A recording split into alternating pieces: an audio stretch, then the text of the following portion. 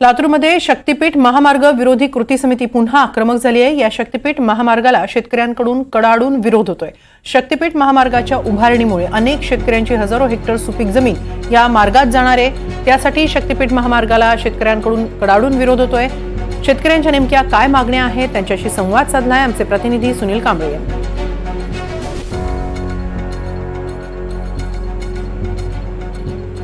शक्तीपीठ महामार्गाविरोधात कृती समिती पुन्हा आक्रमक झालेली आहे। 12 जिल्ह्यांमध्ये अनेक शेतकऱ्यांकडून या शक्तीपीठ महामार्गाला विरोध होतो आहे। या शक्तीपीठ महामार्गामध्ये अनेकांच्या जमिनी जाणार असल्याने शेतकऱ्यांनी याला कडाडून विरोध केलेला आहे। शेतकऱ्यांच्या नेमक्या काय मागण्या जाणून घेतल्या आमचे प्रतिनिधी सुनील कांबळे यांनी। नमस्कार, मी सुनील कांबळे आणि आपण पाहतायत एनडीटीव्ही मराठी। सध्या राज्यामध्ये प्रस्तावित असलेल्या शक्तीपीठ महामार्गाला शेतकऱ्यांकडून मोठा विरोध केला जातो आहे।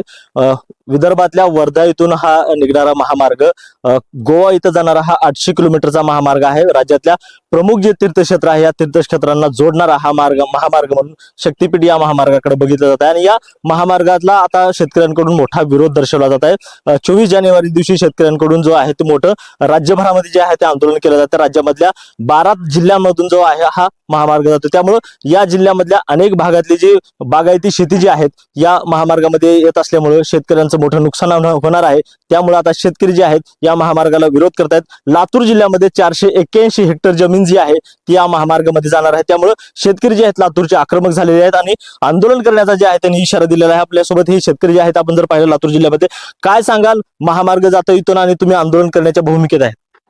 आम्ही आमची जमीन बागायती असल्यामुळे आम्ही जमिनीतून जाऊ देणार नाहोत। शक्तीपीठ आम्ही आमच्या शेतातून जाऊ देणार नाहोत।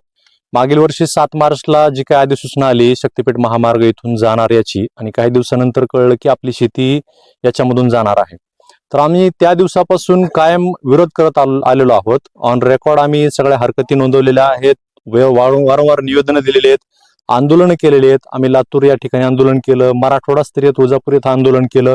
हे आंदोलन केलेले असताना सुद्धा सरकार पातळीवरती महाराष्ट्र राज्याचे लाडके मुख्यमंत्री म्हणतात की याला विरोध नाही। तर आमचा हा कायम आणि कडाडून विरोध आहे आणि कायम हा कडाडून विरोध राहणार आहे।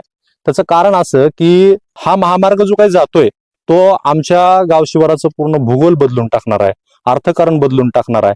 आमच्या गावाच्या जे काही 40 ते 50 कुटुंब आहेत याच्यामुळे बाधित होणार आहेत। त्याच्यासोबतच ज्यांच्या जमिनी वरच्या भागात राहणार आहेत तर त्या पूर्ण नापीक होणार आहेत। ते पाण्याचं व्यवस्थापन असेल, ह्या बऱ्याचशा गोष्टी, असंख्य या प्रश्नांना सामोरं जावं लागणार आहे।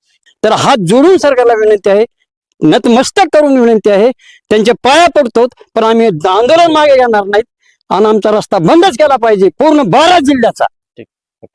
नक्की जर आपण पाहिलं तर या शक्तीपीठ महामार्गामध्ये येणारे जे 12 जिल्हे आहेत या 12 जिल्ह्यामधले जे शेतकरी आहेत ते आता आक्रमक झालेले आहेत, कारण या भागामधल्या ज्या बागायती जमिनी आहेत त्या या रस्त्यामध्ये जाणार आहेत। त्यामुळे शेतकरी कुठंतरी भूमिहीन होतो आहे अशी परिस्थिती आहे। त्यामुळे या प्रस्तावावर सरकारनं कुठंतरी विचार करून शेतकऱ्यांचं जे म्हणणं आहे ते ऐकणं महत्वाचं आहे।